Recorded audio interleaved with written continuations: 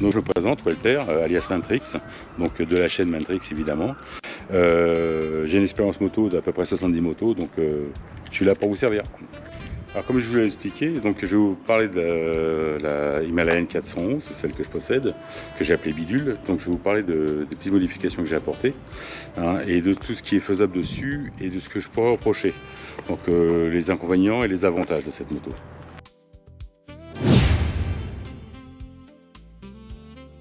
Petite modification apportée déjà, c'est ici. Donc ici, c'est les protections moteurs de chez JV, donc des 3 points de chaque côté. Donc ce qui permet d'éviter que la moto protège le moteur, surtout que les protèges carters se plient. Si vous en avez qui sont juste à 2 points, et en cas de chute, forcément ça touche, ça se plie et ça vient toucher le carter. Donc aucun intérêt.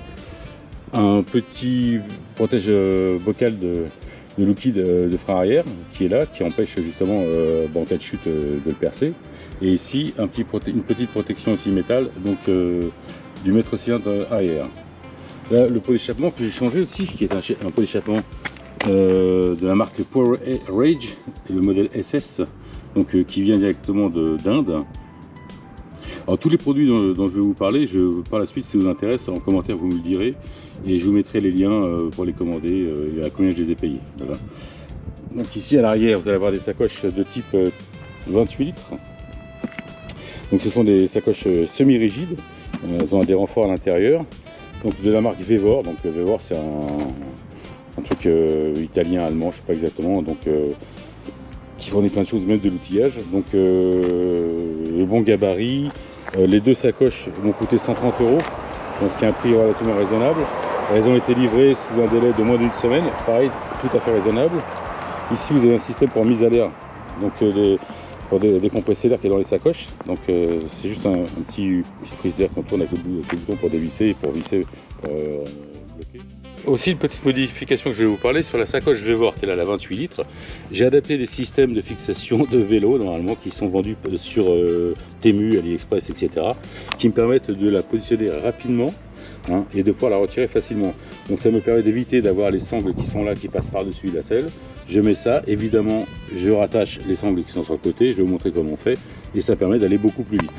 Donc comme je vous disais, vous voyez, ici j'ai la valise, donc je la positionne comme ça, hop, un crochet qui permet de le fixer comme ça, voilà. Donc ça empêche, ouais, la sacoche ne bouge plus. Maintenant j'ai juste mes fixations qui sont là, que je vais mettre dans les barres et terminer comme j'ai fait ici, vous voyez, le système qui est ici. En réalité, la sangle passe là. Alors c'est une modification qui pour l'instant est provisoire. À l'intérieur de la sacoche, je vais vous montrer. Hop, à l'intérieur de la sacoche, j'ai installé une plaque en polyéthylène de 8 mm. Voilà, vous allez voir. Donc voilà, je ne sais pas si vous la voyez bien. Ça va pas être évident quand même à filmer dans le noir quand même, hein. Donc une plaque en polyéthylène de 8 mm sur laquelle sont fixées mes deux fixations. Et vous voyez, ça tient vraiment très bien. À l'avant, j'ai mis sur le protège réservoir, j'ai mis 2 sacoches latérales DXR, donc de chez Motobooz. Pareil, hein, pas très cher mais très efficace. C'est là c'est utile pour mettre tout ce qui est combine de pluie, gants, etc. Ici donc des protège-mains de la marque Royal Enfield, comme vous pouvez le voir ici, hein, Royal Enfield. Donc c'est pas des protège-mains, c'est pas des vrais protège-mains d'enduro, on va dire, hein. C'est juste des protège-mains contre le froid et de petites chutes, hein, mais il ne faut pas espérer plus, hein, avec ça. Donc vous allez avoir aussi ici donc les poignées. Donc les poignées, j'ai mis les poignées réglables à la place des poignées d'origine, donc aussi bien au niveau du frein que de l'embrayage. C'est la poignée du frein d'origine. Vous voyez bien, elle est absolument pas réglable, contrairement à la poignée qui est installée maintenant, qui est réglable en 6 positions, qui est un peu plus courte, donc avec une position un peu plus incurvée pour les doigts, qui est beaucoup plus pratique, franchement, le jour et la nuit. Donc c'est pareil, c'est des poignées pas très chères que j'ai acheté sur Amazon, je crois, un truc comme ça, donc je vous mettrai les liens. Les rétroviseurs, donc les rétroviseurs, ce sont des rétroviseurs des copies chinoises, n'est-ce pas, de modèles bien connus, hein, donc je ne dirai pas le nom, mais c'est pareil, c'est pas cher et c'est très efficace et surtout très réglable. Ce que c'est qu'un rétroviseur d'origine de la Himalayan, hein, par rapport aux rétroviseurs que j'ai installés qui sont adaptables. entièrement réglable, aussi bien en hauteur qu'en angle, etc. Et en roulant, il suffit juste de bouger, c'est très bien. Contrairement à ceux-ci qui ont tendance à vibrer beaucoup et d'avoir une vision nettement inférieure. Ici, j'ai mis l'équivalent d'un petit Capurail, mais c'est pas du Capurail évidemment, parce que un Capurail coûte un peu cher pour l'instant pour moi et que je ne suis pas sponsorisé par eux. Donc voilà. Donc je sais pas si vous allez voir l'écran, mais le téléphone ça perd facilement dessus. Je fais juste automatique. Donc là, ça lance. Vous allez voir, voilà. Là, j'ai la musique qui se lance. Voilà, j'ai le GPS, Waze, etc. Voilà. Voilà. Donc j'ai aussi changé la bulle. J'ai mis une bulle Puig. Donc la bulle Puig qui est une bulle haute. Déjà un peu plus esthétique que la bulle d'origine, un peu plus esthétique, un peu plus haute. Elle protège peut-être un peu mieux. Pour l'instant, l'inconvénient que j'ai remarqué avec, il y a quand même un inconvénient, c'est qu'avec cette bulle là, à cause de l'angle de braquage de la moto, vous voyez, eh ben c'est juste, il faut que je recule au maximum les rétros, sinon ça vient taper dedans. Les rétros viennent taper dedans, et ça c'est pas cool. Donc c'est des choses à voir. J'ai mis le support de téléphone RAM, le système RAM, je sais pas si vous connaissez, le RAM Mount, voilà.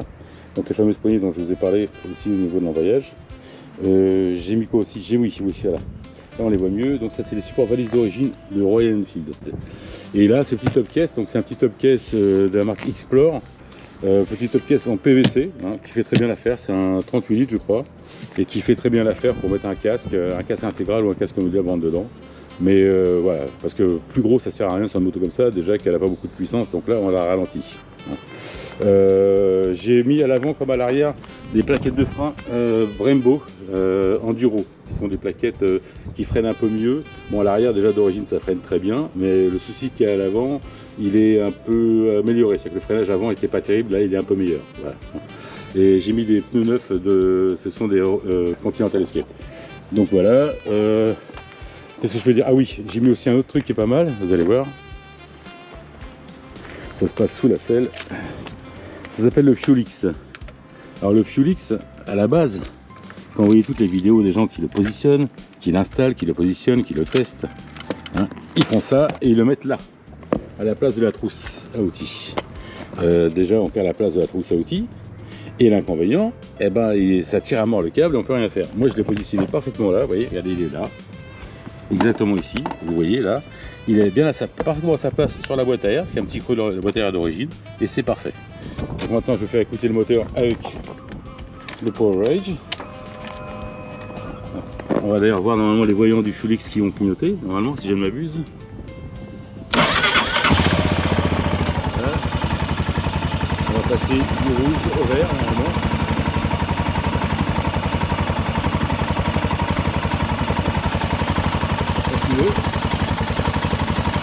Voilà. Donc là, ça veut dire qu'il est calibré. Quand il est comme ça, il est calibré. Et donc ça permet d'avoir une meilleure accélération. Voilà. Donc, le son est assez sympa.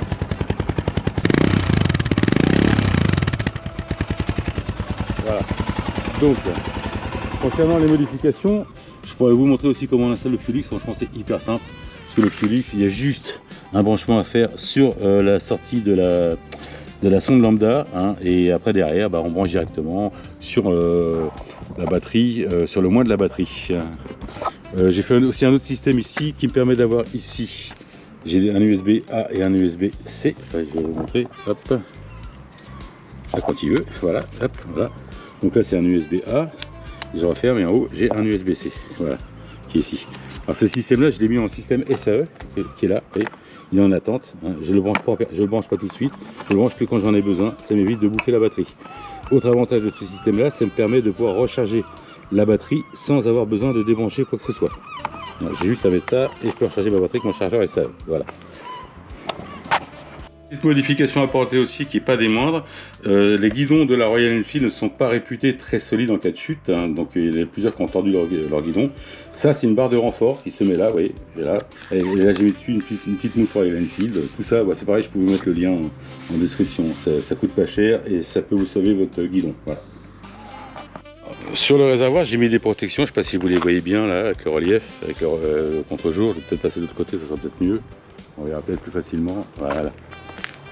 Avec la lumière, c'est peut-être mieux, voilà. Donc ça c'est des protections marquées Adventure 411 Himalayan, très sympa. Ça vient d'Italie, c'est la marque Label Bike. Donc j'ai déjà conseillé sur le site Royal Enfield, des gens en ont pris, ils trouvent ça très bien. Et c'est vrai que ça protège et en plus ça a de la gueule. Voilà. Donc à vous de voir si vous voulez continuer. Et c'est pareil, demandez-moi en commentaire, je pourrais vous mettre le lien directement. Il y a eu beaucoup de changements. Je pense que la prochaine modification qui sera faite, ça sera le remplacement du collecteur ici. Parce que le collecteur, il a un système donc ici qui est un catalyseur à rajouter. Apparemment, ça étoufferait un peu le moteur. Donc, why not? Alors, les petites choses à revoir sur la Himalayan 411. Je vous ai dit que j'allais en parler, bah, j'y suis dessus. Hein. Donc, les petites choses à revoir, c'est déjà le phare. Au niveau du phare, il y a la fixation qui est pas terrible et qui donne du jeu, qui fait énormément de vibrations. Il suffit donc de démonter ça, c'est juste avec deux vis, une vis de chaque côté ici et de l'autre côté, et de mettre un joint tout autour, un joint silicone assez épais, de façon à ce que le phare ne bouge plus. Hein. Autre solution, c'est carrément changer l'optique par un optique adaptable, et là, il n'y a plus ce problème-là. Autre problème que vous allez rencontrer, c'est la béquille. La béquille latérale. Alors la béquille latérale, elle est bien, mais elle a un défaut qui n'est pas des moindres, c'est qu'en réalité sur cette béquille là, normalement c'est marqué dans la notice Royal Enfield, on vous conseille, il est quasiment marqué interdit de monter sur la moto avec la béquille dépliée, c'est-à-dire se servir juste de mettre son pied sur le repose-pied et de monter dessus. Parce que la béquille en réalité, elle a une rotation, elle n'est pas fixe, je vais vous la montrer. Comme je vous le disais, la béquille elle n'est pas fixe, j'ai mis la béquille sur la moto sur la centrale. La béquille, dans une moto normale, la béquille, bah là, elle est à sa place, vous voyez, hop, terminé, hop, je l'appuie, je la déplie. Sauf qu'elle, vous voyez, vous allez voir, elle a un axe, vous voyez, une rotation latérale. Et ce qui fait qu'elle est très fragile en réalité, cette béquille.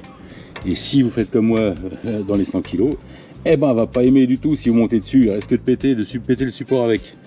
Donc c'est pas évident parce que c'est quand même une moto sur laquelle on est censé monter assez fréquemment par la béquille. Donc un petit reproche quand même à ce niveau là. Autre petite chose à vérifier sur votre moto, parce que ça c'est important, là on parle de la longévité, de la fiabilité du moteur, hein. Ça serait donc le tendeur de chaîne. Le tendeur de chaîne, il a une tendance à être pas de bonne qualité et à se bloquer et à ne pas faire son office. Donc le tendeur de chaîne, c'est cette petite pièce là, ouais, que vous voyez là, où j'ai mon doigt là, ouais, hein. Donc ça se retire juste avec c'est des clés Allen, hein. Vous le démontez, vous le remplacez par une pièce neuve, ça coûte une vingtaine d'euros maximum, hein, suivant les sites, hein, c'est entre 16 et 20 euros.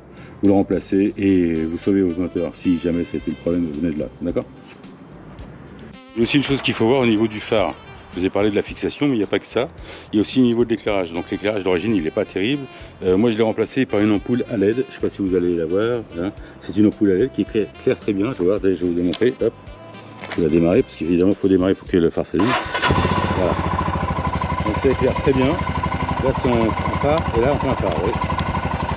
C'est quand même beaucoup mieux qu'à l'origine. Alors c'est pareil. Je vous conseillerais, si vous ne voulez pas changer votre phare, au moins de mettre une ampoule à LED. Si vous avez des questions ou des envies de tests spécifiques sur des motos que vous avez repérées, que vous aurez bien achetées, pas su, etc., n'hésitez pas à me le faire en commentaire. J'essaierai de voir auprès d'un concessionnaire si je peux faire les essais de cette moto-là, ou de ces motos-là, hein.